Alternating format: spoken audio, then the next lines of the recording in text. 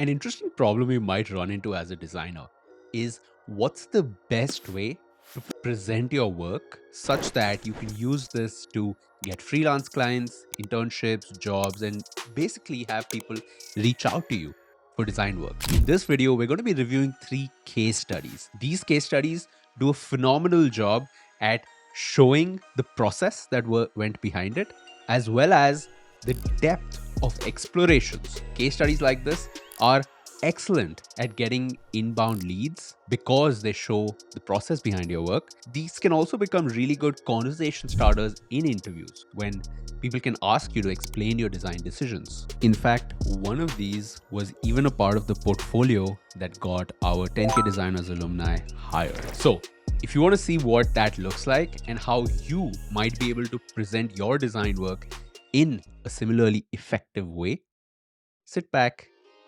and enjoy.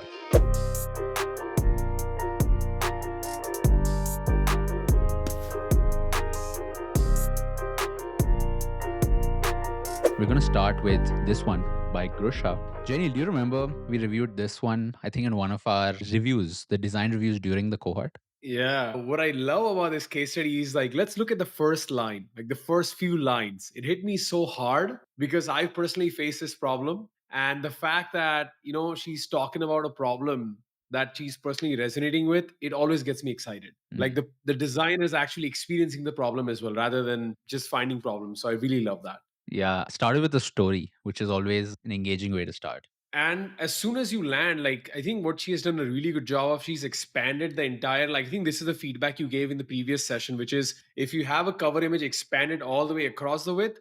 So as soon as you land and you kind of scroll through, I saw that you saw that whole banner image. And then I see that, okay, your skin matters. So immediately I know as a viewer that, okay, it's going to be something about skincare.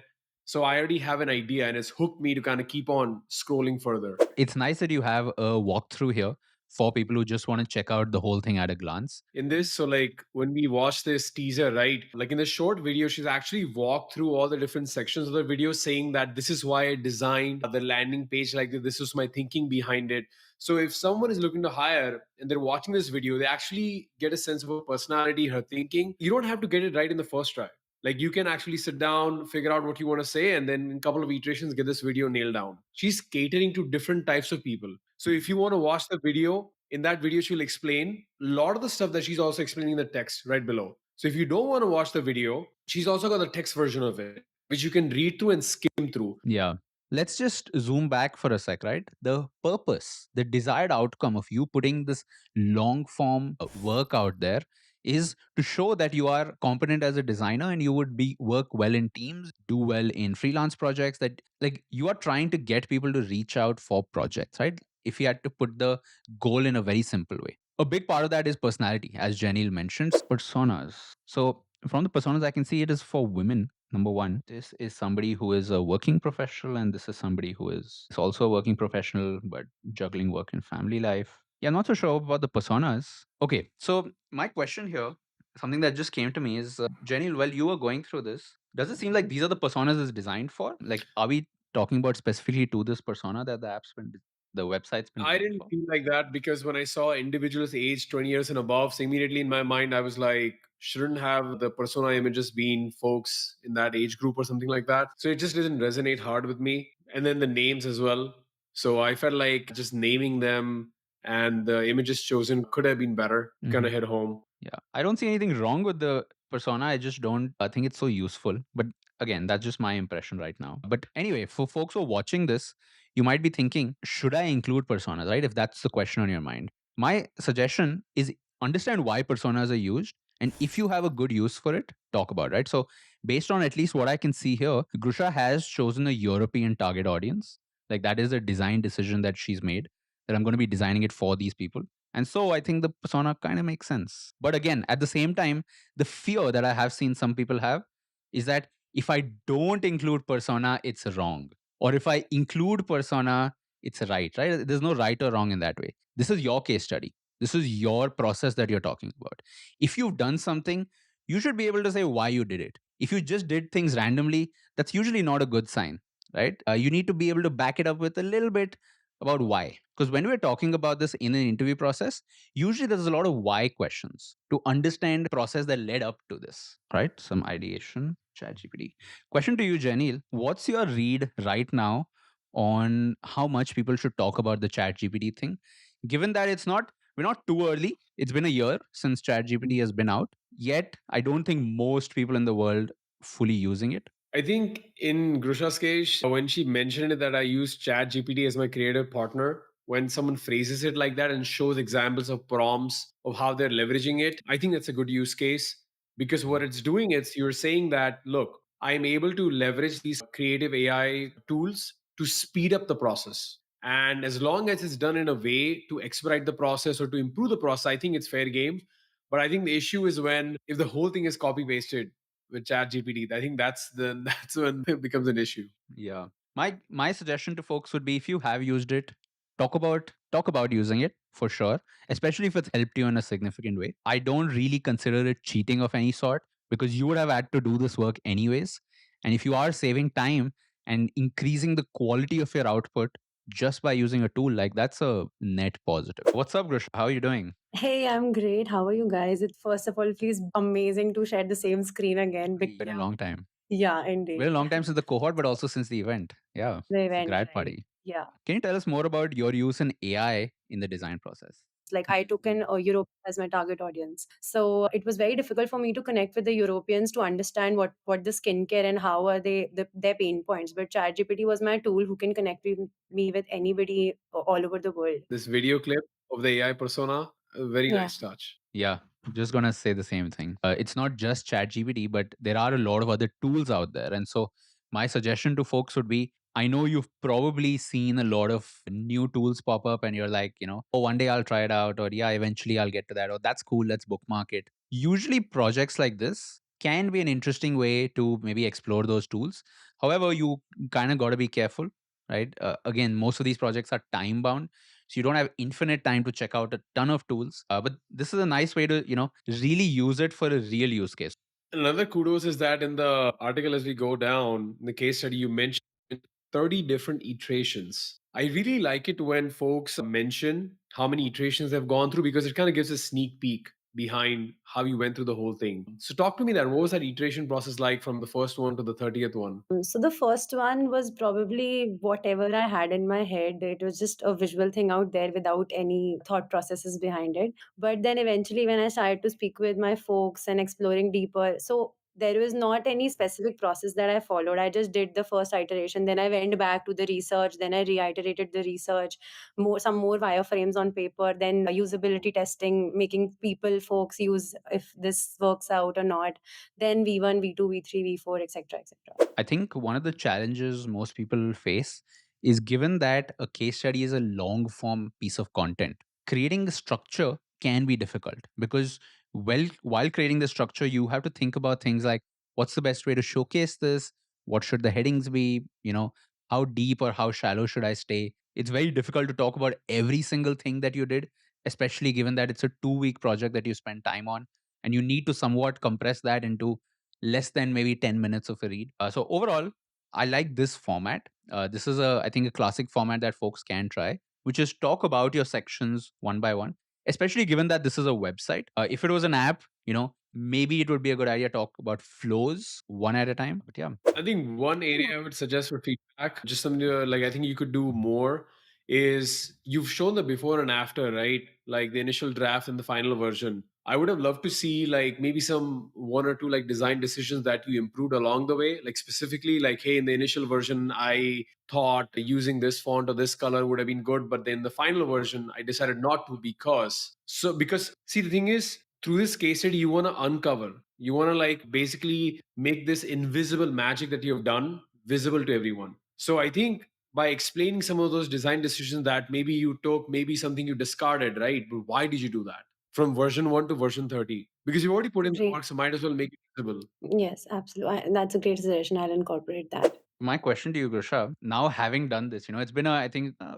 few weeks, few months since you probably put this out. Looking at this now, is there something you're like, oh, I would do that differently? Something that comes to your mind? Oh my God, big time, yes. So What are this some of was the my big ones? first, like literally the first case study, the first assignment that you gave us to make and build it out in a case study. Now I'm going deeper in the within the cohort. Also, we learned so many more frameworks and so many more UX laws. And when I was going through before this video, before this live session, I was like, oh my God, I haven't even incorporated any UX point of views in this case study. It's just all visual. So that is what I think I can really do so much better in terms of writing and framing it out better. My suggestion though is don't rework this. Keep it as it Yeah. is. Carry it forward to your next project. I think one common mistake I see sometimes is people keep iterating the same thing, right? This is Yeah. the opposite view of it, where people iterate too much. And what it stops people from is actually reaching that mental satisfaction of, oh, I completed something. One question: if I'm willing to make any more case studies for my further projects, should I choose Behance as a visual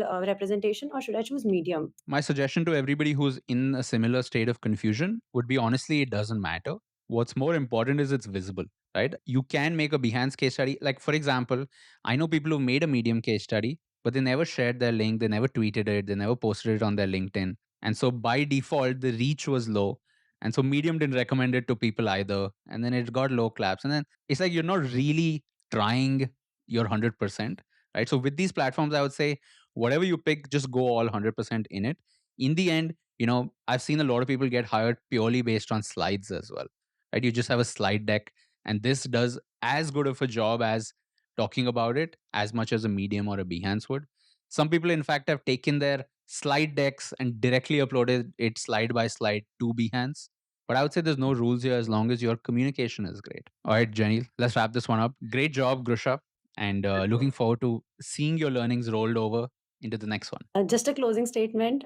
Folks who have joined C8, guys, best decision ever. I also want to announce that I have been found my first product design gig within just 1 month of the cohort, and nothing can beat the happiness that I feel. Thank you, Abhinav. Thank you, Jayneil. Thank you so much, guys. Very happy to hear that. Thank you.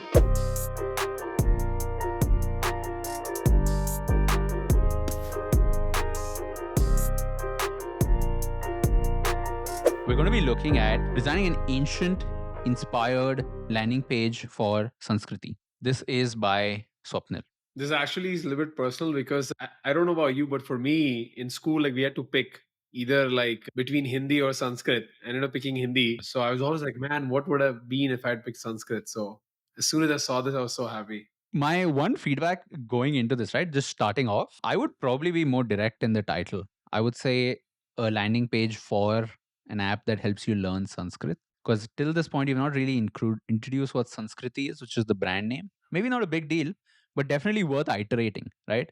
I think the habit that I want all of you to have, instead of being right or wrong, try to say what is more right and what feels more wrong. So what do I mean by that?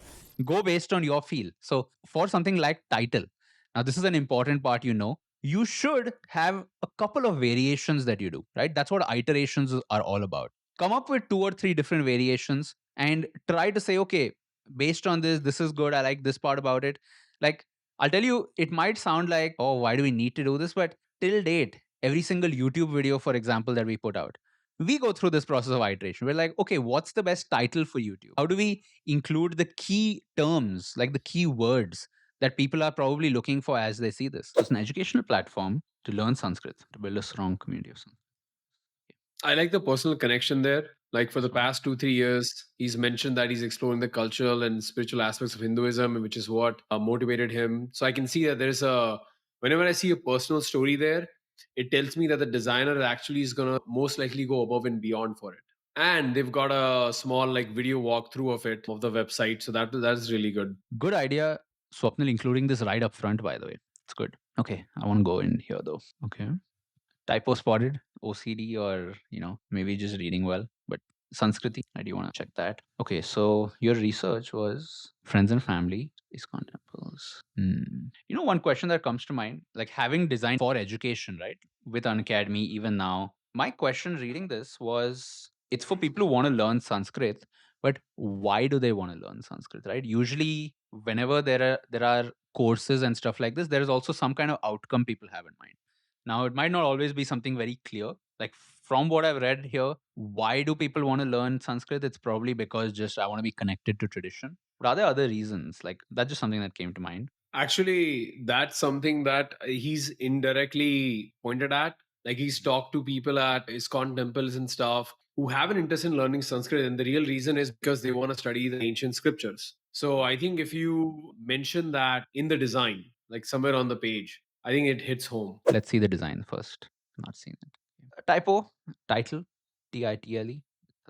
Really small though. And folks, as you go through this, you might be like, it's a small title, kaun dekhne wala hai. But it's as designers, the thing is, the buck stops at you. You have to be obsessed about these small things because if you don't care, there's a very high chance that your engineer or your product manager can care at the level that which you do. So, unfortunately, as a designer, you do get judged on some of these small typos, some of these small alignment issues, because you are going to be eventually paid to care about these things. I think out of all the case studies I've seen, you would be very happy to see that this is a really good example of leveraging AI as a creative partner. And I like that in the visual design, he mentions upfront that he used AI tools like Bing Creator and Midjourney to generate all these like nice images of Gurukul and the Guru and the. So I really like that. Traditionally, before Midjourney or Bing Creator, if I wanted to find these images, or I have to go to Google Images, find like a license for which is like free to use,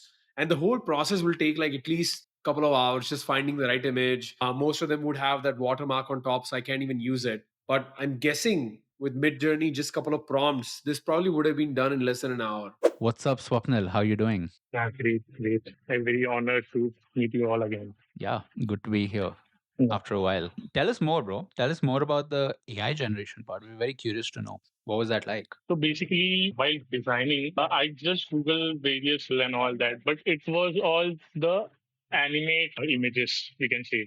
So it was Yeah. not a good quality images and pretty old school images. So after I tried once and I thought, Arey, it's the best image I can get. So I decided to go with Bing Creator. Nice. So how much time did it take for you when you were like going through this, right? When you explored Midjourney and to get these final images that you've solidified, how long did it take for you? To give us like modern and the Asian culture mix have to be very clear. I think the third or fourth iteration of the prompt gave me the best result. For the full image, it in half an hour or 45 minutes. I'm so happy to hear that because it would have taken me at least like a day just trying to go through Google Images and finding an image that's even close to this and Yeah. usable. I think to make it very easy to skim, so you've done a good job. Most people don't do this, by the way. They don't show their first iteration, final iteration, and the difference, actually explaining this was the issue with the first iteration. But if you do something before and after, and if you have, let's say, two images, and on the left side in the image, you annotate actually like, hey, in this iteration, this was the issue. On the right side,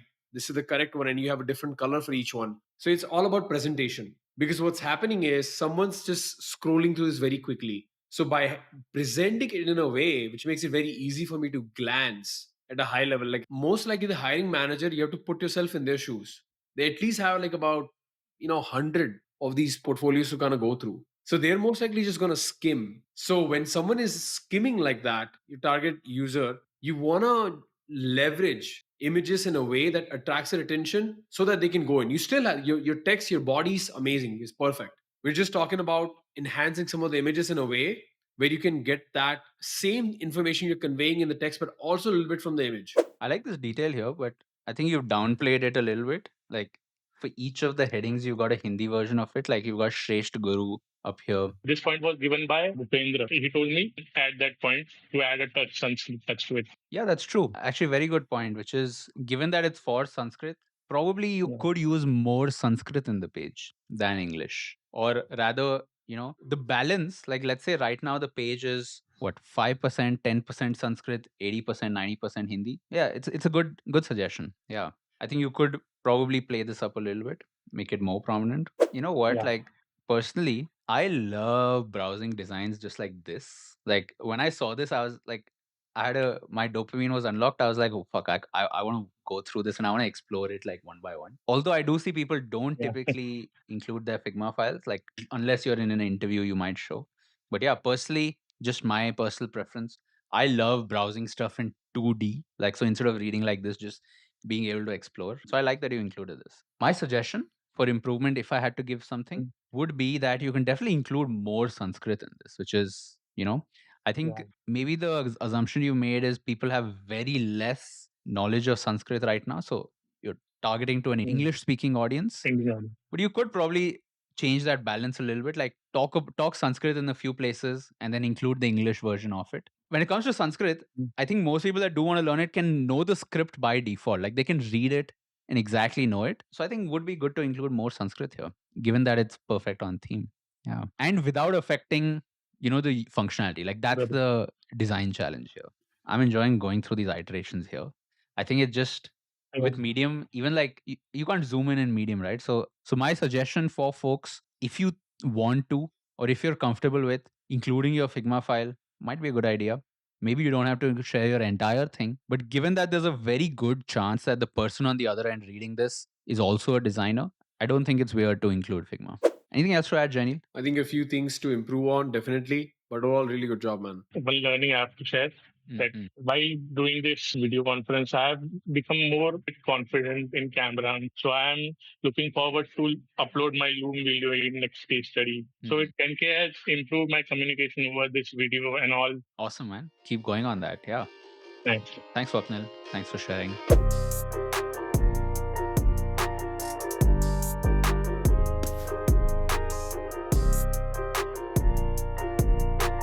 Our case study for today, we're going to check out Jatin's case study for WhatsApp reminders, a feature that he's worked on. A point I want to point out is it starts with a very interesting story, right? It starts with, in fact, a conflict, which got me curious. Hey, we have a meeting, join in, no one. Okay, confusion, right? So I like that you started with conflict.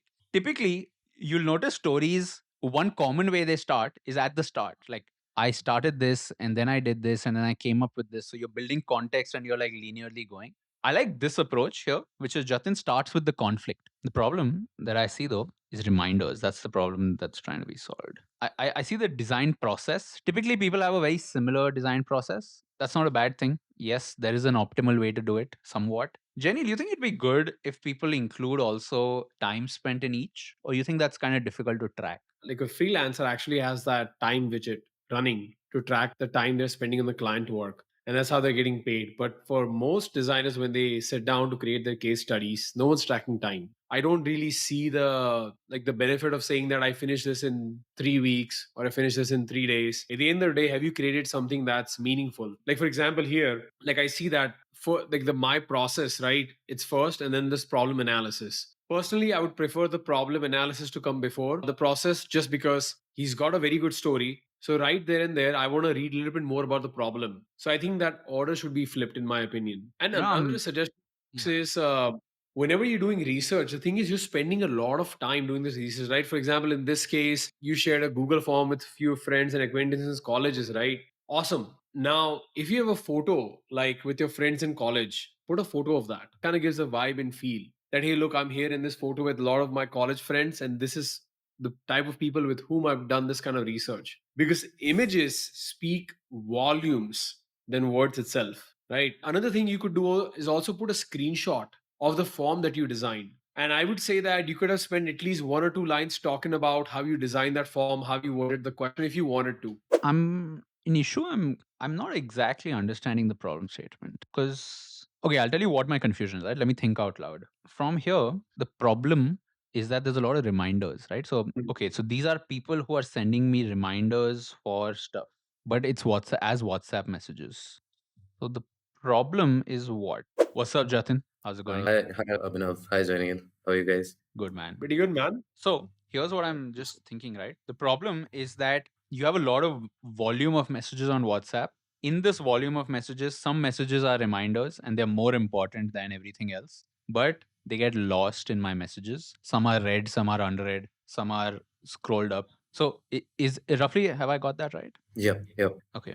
And the solution here, are you exploring one solution or are you saying here are some possible solutions? So in this, I basically had two solutions where one is the receiver can create a message, like convert a message into a reminder for themselves. And one was where the sender can send the reminder as a reminder itself, like the message as a reminder. Okay. So these two are the solutions that are proposed. And so this was Like the clear hierarchy that was there was on the prioritization. So let's say now if I want to give the sender the ability to set it for everyone else, so there is also a chance of spam, right? People might just end up spamming in groups and everything. So that was one, and the other one was where without any of these, the receiver can just create a reminder for themselves if they Got find it important. Got it. One suggestion here was you didn't really need personas, in my opinion. I think personas, it kind of makes sense when you're doing a brand new kind of app, like from scratch.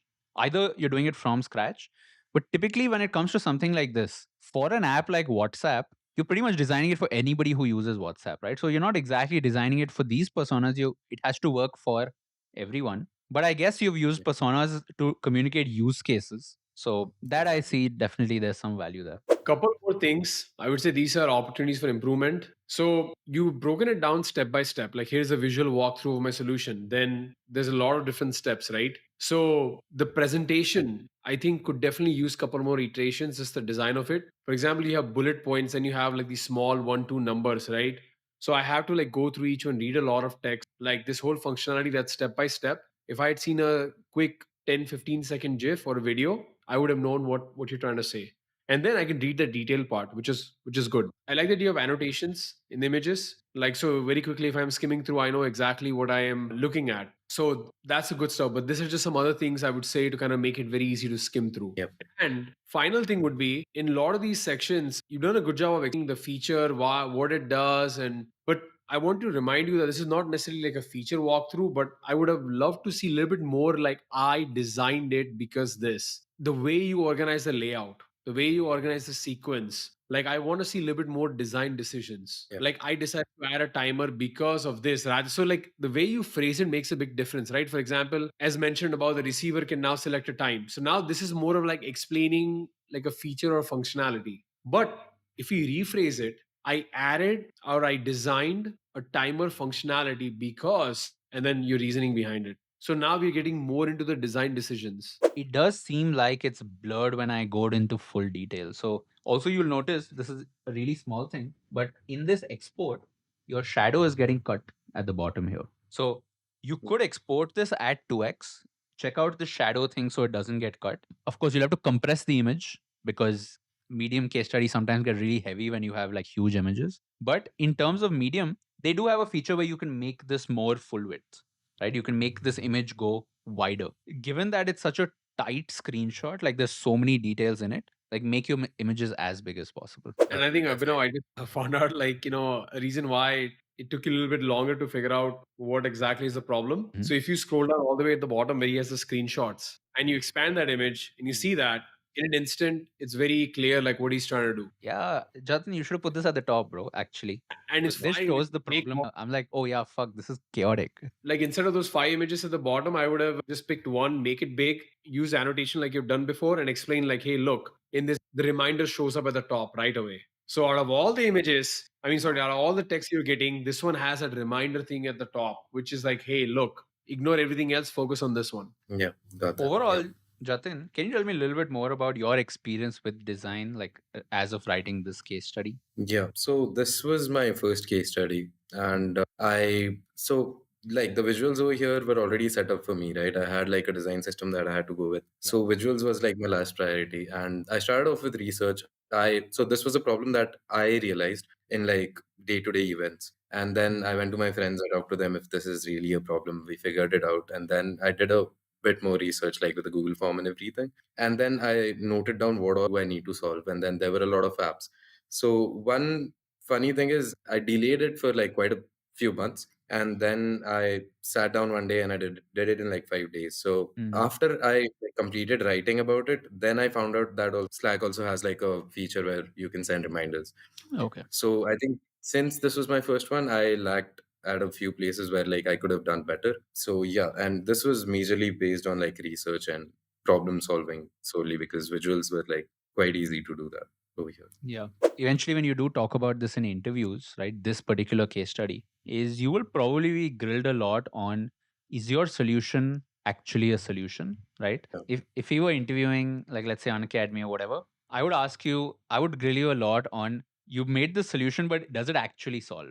And again, that's a slightly subjective thing, right? Because to you, having done this case study, obviously you want to believe that it does solve. The thing I would have grilled a lot on is, let's say in this screenshot, right? This is your problem. What these folks are doing is they're bringing up the message by replying and making a reminder. So they're manually making reminders. Let's say the feature did exist. They would still manually have to make reminders, but now with more steps involved, right? So it can be argued that even after implementing, it doesn't really solve the problem. And then from the user perspective, right? Let's say instead of receiving this message saying reminder, they receive this message that says reminder. In the end, it's still this though. Like with or without the feature, my WhatsApp will still look like this. Yeah. So it could be argued that okay, it does not exactly solve, right? So for an interview, definitely be prepared for that kind of grilling, and Yeah. be open to it in the sense that okay, if it does in some cases. Here are some cases it does not. Like maybe there is a solution to this, but it's hard to find one solution that works for all. There are always trade-offs when it comes to solutions like this. Another challenge when it comes to WhatsApp, and this is for anybody who wants to attempt something WhatsApp related, is WhatsApp is a universal messenger. It's for every human on the planet. Right? It's difficult to design for something that works for every human on the planet. But the advantage is it's conceptual. So definitely you'll have to talk about trade-offs of that nature. Yeah. Yeah. And So I've been in that situation as well. Like Mhm. I was getting interviewed at a company, and then the design head over there who was interviewing me, it was actually my third round. And then we sat down for around 1.5 hour discussing if this could be done better. And then I got a lot of feedback. And then I was also planning on, like, if I get like a little more time, I was also planning on like making a screen where I show the differentiation between a reminder notification and a normal message notification. And then I recently shared this case study with someone working at WhatsApp who was an alumni from my college, and I asked them to just give it a read and like share feedback. So they also commented on this thing that this feature was discussed at in their internal hackathons a few years ago, and then whatever the takeaways, they shared it with me. So put that anonymous quote. Like, don't mention your friend, but just put an anonymous quote that shared it with a WhatsApp employee. This is the feedback I got. It's stuff like that, man. It shows that at the very least, you either have access that you were able to reach out to them, or you have the hustle that you were able to figure it out, right? Both positive things. I would definitely include that. Yeah. yeah, I'll make those changes. And sometimes I feel like, by the way, a quick tip, when someone grills you on this, right? Like, for example, Abhinav was grilling you on what is the use case for this. See, the thing is, you're there in front of him to showcase your design abilities, your way to think and problem solve. And this is, by the way, this is some of the stuff that we cover in the cohort. Like, how do you tackle situations like this, right? Because if you start into getting an argument with him, like a discussion of opinions, right? We don't want to get into that. So instead, what I would do in that case is like, you know what, Abhinav, you're right. I actually just did this case study as a way to explore the entire design process, test my own skills. You're right. Now, would you like me to focus maybe on some the process stuff that I did rather than the solution? And I would wait for him. He's like, yeah, sure. So awesome. So now I've just navigated the conversation away. Or I could be like, can I show you something else? Or do you want to give me a problem statement where I can showcase my ability? So pivoting some of these like tricky conversations is very, very important. Yeah, got that. Yeah. Cool, man. Thanks, Jatin. Thanks for sharing. Yeah. Thank you so much, guys. Good luck with some more interviews. Thank you so much. Yeah. Yeah. See ya.